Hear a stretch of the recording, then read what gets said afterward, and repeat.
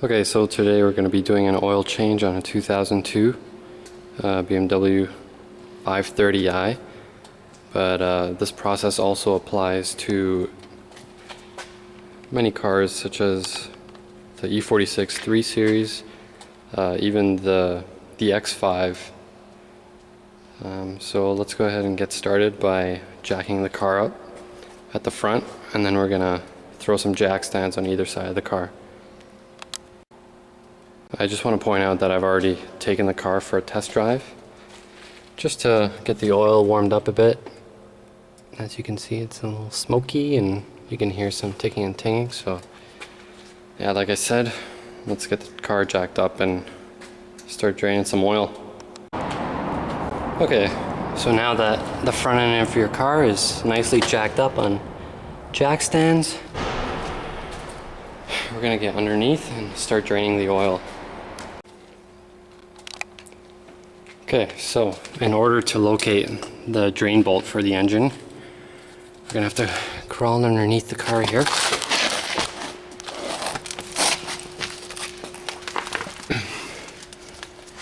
That's the right front wheel. So this is the big engine shield that you see here. It's a bit oily under here, but that's okay. Here's the jack pad that I used. And then this right here is the oil pan. And then this right here, the drain bolt is right here. Let's get right here.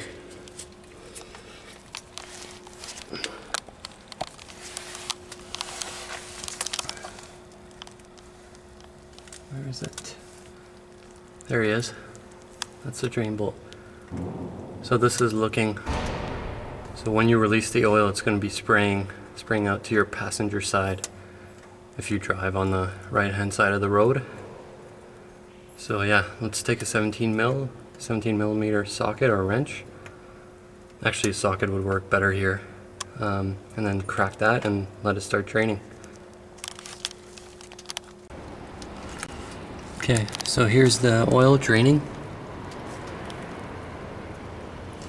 into the drain pan here.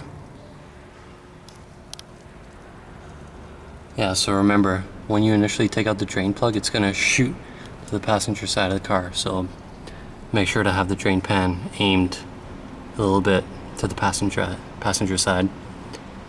So yeah, while down here it's draining, we can go up top and we can take a 36 millimeter socket and loosen this guy. So let's go ahead and do that. So I got my 36 millimeter socket on there, and then I'm just gonna take my 1/2 inch drive ratchet and turn it counterclockwise to loosen it. And just keep loosening it until all the threads are disengaged and you can pull it out. And I forgot to mention that before you even start draining the oil, you should probably unscrew the engine oil cap. And here's my oil filter kit, MUN filter. You can find these just about anywhere. You can find them on Amazon, you can find them on Auto Parts Way. Doesn't really matter, but yeah. So yeah, go ahead and keep taking this out, and I'll see you in the next step. So when you pull the filter assembly out, this is what it looks like with the cap still on. So you're gonna have to pull the filter out and then replace it with the one that comes in there. And you're also going to have to replace this O-ring that you see right here. Pretty sure you can see it. So yeah, if you want to replace these two O-rings, those two you would have to buy separately from elsewhere, either the dealership or an online parts supplier. So yeah, let's replace the filter and the O-ring. Now when you put on the new O-ring, you could use some old or new oil just to kind of lube it up a bit so it seals when it's first installed back into the oil filter housing here. So yeah, let's go ahead and do that. So I've taken the old filter out and put it in a clear plastic bag that does not leak, just so you know. And try to make sure that you dispose of the filters and the oil according to the laws that govern your area. So take them to your local household hazardous waste depot and drop them off there, or at a local mechanic shop or dealership that'll accept used oil and filters. And then now we're going to take this oil housing cover and we're going to toss the new O-ring on. This big O-ring that you can see here. And this new copper crush washer, we're going to install it on the drain plug after taking the old one off, of course. And then we'll put this back in here, put the new filter, cartridge filter. Doesn't really matter which way is up or which way is down. I think it's symmetrical, so it doesn't really matter. And then you're going to torque both the oil housing cover, so this guy right here with the 36mm nut, you're going to torque that to 25 Newton meters or 18 foot-pounds, and the same torque spec applies to the drain plug bolt. So let's go ahead and tighten everything back up. So here's the drain plug after I cleaned it up a bit and put the new crush washer on. And like I said, now we're going to install it and torque it to 25 Newton meters or 18 foot-pounds.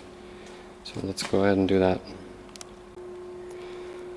Once you're done underneath, you can get under there and lower the car back down onto the ground so we can top it up with oil and then start the engine and then check the oil level. So let's go ahead and do that. Okay, now that I have the car back on level ground here, we can fill up with the engine. And since this is a 6-cylinder engine, I'm going to be putting approximately 6.5 liters of Mobil 1 0W40. I use this oil because it's one of the oils that meets the BMW Long Life 01 specification. And so 6.5 liters is approximately almost 7 quarts. So yeah, I also buy these jugs because they're a bit better bang for the buck. I actually have a sale alert for these guys at Canadian Tire, so they go on sale for 40% off, so way better than buying them at regular price. So I just stock up whenever they're on sale. So yeah, go ahead and put some in, and then you can always check the engine oil level and then top up if necessary. If you put a little bit too much, don't worry about it. It's not the end. But yeah, let's go ahead and fill it up and then start the engine and check the oil. So I just finished topping up the oil in the engine, and I've already ran the engine to get all the oil into the oil housing as well. And I let it sit for a bit to let it all trickle down into the oil pan. So now I'm going to check the oil. So just get a rag.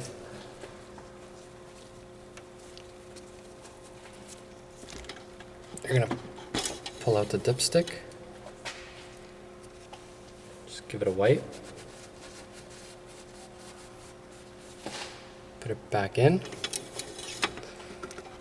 And pull it out again, and then you'll notice your oil level.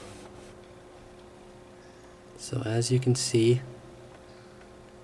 so the upper and lower marks are the two spots. Oh, should not be doing that. Are where the two metal parts of the stick are exposed. So this right here is the upper mark, and that's the lower mark. Let's give it another wipe and put it back in.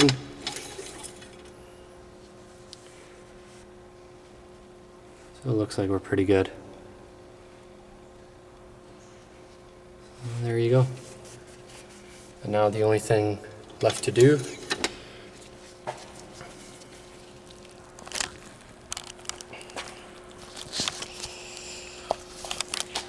make sure the dipstick is in there properly.